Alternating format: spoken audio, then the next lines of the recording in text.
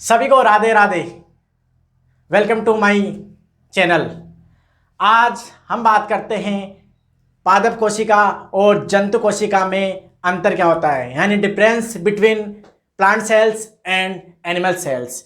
यह महत्वपूर्ण है जो छोटी क्लासों लेकर बायोलॉजी वाले स्टूडेंट के लिए नीट चाहे जेट या आईसीआर या सीयूईटी में ये क्वेश्चन पूछ लेते हैं इनसे कि इसमें उपस्थित होता है, इसमें नहीं होता है। तो पादप कोशिका और जंतु कोशिका में अंतर संबंधित आज हम डिस्कशन करेंगे। तो बात करते हैं पादप कोशिका व जंतु कोशिका में अंतर। एक तरफ आपको पादप कोशिका के बारे में अंतर दिख रहा है, एक तरफ आपको जंतु कोशिका में यानी प्लांट सेल्स और एनिमल सेल्स। सबसे पहले पॉइंट की बात करें हम तो कोशिका झिल्ली के बाहर सेलुलोज की मृत कोशिकाएं पाई जाती है, मतलब कोशिका भित्ति की बात करें हम। आप जानते हो कि पादप की जो कोशिका होती है उस कोशिका के बाहर की ओर, यानी एक तो होती है कोशिका झिल्ली, एक होती है कोशिका भित्ति। तो पादप कोशिकाओं कोशिका भित्ति पाई जाती है जो सेलुलोज, हेमिसेलुलोज, मध्यपटलिका, पेक्टिन, सुबेरिन, लिग्निन इनसे मिलकर बनी होती है।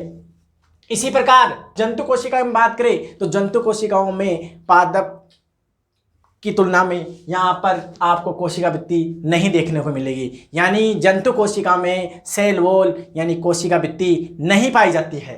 ठीक है। इसके अलावा जीवाणु की कोशिका भित्ति से कई बार नीट में जेट में क्वेश्चन पूछ लेते हैं कि जीवाणु की कोशिका भित्ति किससे मिलकर बनी होती है। तो आपको बता दें कि जीवाणु की कोशिका भित्ति म्यूरिन या पेप्टिडोग्लाइकेन से मिलकर बनी होती है। इसी प्रकार कवकों की कोशिका भित्ति काइटिन से मिलकर बनी होती है। अगर हम बात करें दूसरे पॉइंट की तो बड़ी केंद्रीय रिक्तिका पाई जाती है, मतलब पादप कोशिकाओं के में हम देखेंगे कि पादप जो कोशिका होती है उसमें एक बड़ी रिक्तिका पाई जाती है। कहने का मतलब इसमें जितने भी जो भोजन आएगा कोशिकाओं के अंदर एक प्रकार से स्टोरेज का काम करते हैं, मतलब तो रिक्तिका क्या होती है इनमें बड़ी पाई जाती है, जिसकी वजह से केंद्र क्या साइड में चला जाता है। जबकि जंतु कोशिकाओं में रिक्तिका या तो नहीं पाई जाती या छोटी छोटी कणिकाओं के रूप में पाई जाती है, क्योंकि जंतु क्या होते हैं इधर इधर जाते हुए क्या भोजन को प्राप्त कर लेते हैं, जबकि पेड़ पौधे क्या होते हैं स्थिर होते हैं, इसलिए इनमें रिक्तिका क्या होती है बड़ी होती है, ये स्टोरेज का कार्य करते हैं। तीसरे पॉइंट की हम बात करें तो लवक पाए जाते हैं। लवक की बात करें तो ये लवक एक कोशिकांग है ये भी, और ये पादप सेल में पाया जाता है, जंतु सेल में एब्सेंट होता है। अगर लवक की बात करें तो 3 प्रकार का है, क्लोरोप्लास्ट जिसको बोलते हैं हरित लवक, और हरित लवक को हम क्या बोलते हैं कोशिका का रसोईघर भी कहते हैं। और आपको जितने भी हरा रंग दिखाई दे रहा है पेड़ पौधों में, इनमें ये हरा रंग मुख्य रूप से हरित लवक यानी क्लोरोप्लास्ट यानी पर्णहरित की वजह से होता है। इसी प्रकार आपको रंगीन भाग दिखाई देते हैं नारंगी गुलाबी फूलों में, वो आपको क्रोमोप्लास्ट यानी वर्णी लवक की वजह से दिखाई देते हैं। और ल्यूकोप्लास्ट ये एक स्टोरेज करने का काम करता है, जैसे प्रोटीन का स्टोरेज करने के लिए एल्यूरोप्लास्ट बोलेंगे, मंड का संचय करने के लिए एमाइलोप्लास्ट, और तेल का वाला जो लवक पाया जाता है उसे इलियोप्लास्ट कहते हैं। तो ये जंतु सेल में एब्सेंट होते हैं, पादप क्या करते हैं स्टोरेज का काम करते हैं, इसलिए इनमें पाया जाता है लवक। चौथे पॉइंट की हम बात करें तो कुछ देखो कवकों व प्रोकैरियोटिक सेल में अनुपस्थित होते हैं ये लवक। चौथे पॉइंट की बात करें तो कुछ शैवालों एवं कवकों को छोड़कर अन्य में तारक का नहीं पाया जाता, मतलब तारे के आकार की संरचना वाली जो है कोशिकांग वो केवल जंतु कोशिकाओं में पाए जाते हैं, जबकि शैवाल कवकों में भी पाए जाते हैं। बाकी कुछ पादपों में आपको देखने को नहीं मिलेगा तारक का, यानी तारे के समान संरचना।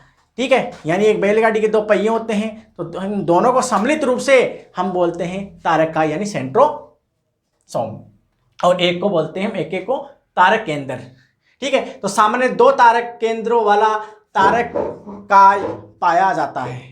अगले पॉइंट की हम बात करें 5वें पॉइंट की, पादप और जंतु कोशिकाओं में, तो 5वां पॉइंट क्या कहता है जीवद्रव्य में उपस्थित प्रोटीन से तर्कु तंतु बनते हैं, यानी कोशिका का जो कोशिका द्रव्य है और केंद्र का द्रव्य दोनों को सम्मिलित रूप से हम जीवद्रव्य बोलते हैं। और ये जीवद्रव्य शब्द कई बार नीट में क्वेश्चन पूछा गया है, ये किसने दिया था पुरकुंज वैज्ञानिक ने जीवद्रव्य शब्द यानी प्रोटोप्लाज्म दिया था।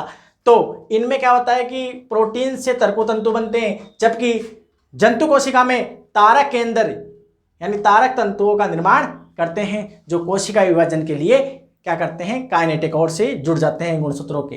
यानी कोशिका गुणसूत्रों को अलग करने में तारक केंद्रों का महत्वपूर्ण रोल रहता है। आगे हम बात करें छठे पॉइंट की, तो जीवद्रव्य तंतु प्लाज्मोडेस्माटा पाए जाते हैं। मतलब एक कोशिका से दूसरी कोशिका में जो जीवद्रव्य प्रवेश करता है यानी कोशिका द्रव्य, वो कुछ तंतु के समान संरचनाएं पाई जाती है जो एक कोशिका के दूसरी कोशिका के जीवद्रव्य को आपस में क्या करता है, जोड़ता है। उसे हम बोलते हैं प्लाज्मोडेस्माटा, जबकि इसमें नहीं पाया जाता, जंतु सेल में नहीं पाया जाता। उसमें सामान्य क्या होता है कि कोशिका झिल्ली से ही प्रवेश कर जाता है। सातवें पॉइंट की बात करें तो स्पिरोसोम उपस्थित होता है, जबकि यहाँ पर क्या होता है, लाइसोसोम उपस्थित होता है। स्पिरोसोम जंतु सेल में नहीं पाया जाता।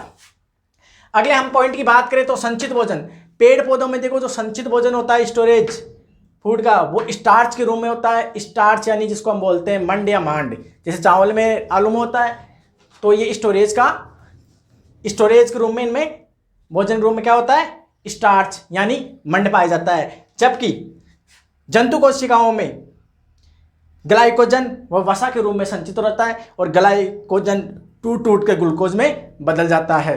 यानी ग्लूकोज से ग्लाइकोजन बनता है और ग्लाइकोजन टूट कर वापस ग्लूकोज में कन्वर्ट हो जाता है, जो यकृत में ये प्रोसेस चलती है। इसी प्रकार लास्ट के पॉइंट की हम बात करें 9वें पॉइंट की, तो कोशिका द्रव्य का विभाजन पट्टिका द्वारा होता है, जबकि इसमें खास निर्माण द्वारा होता है। मतलब पादप कोशिका एक से जब दो बनेगी, यानी कोशिका विभाजन की बात करें, हम सेल डिवीजन की बात कर रहे हैं, तो इसमें तो पट्टिका द्वारा निर्माण होता है और इसमें खास द्वारा होता है। इस प्रकार दो सेल अलग हो जाती है। तो आज आपने जाना कि किस प्रकार पादप कोशिका और जत्नी कोशिका में अंतर होता है। आप स्क्रीनशॉट लेना चाहते हो तो ले सकते हैं और हमारे चैनल को सब्सक्राइब और शेयर करना ना भूलिए।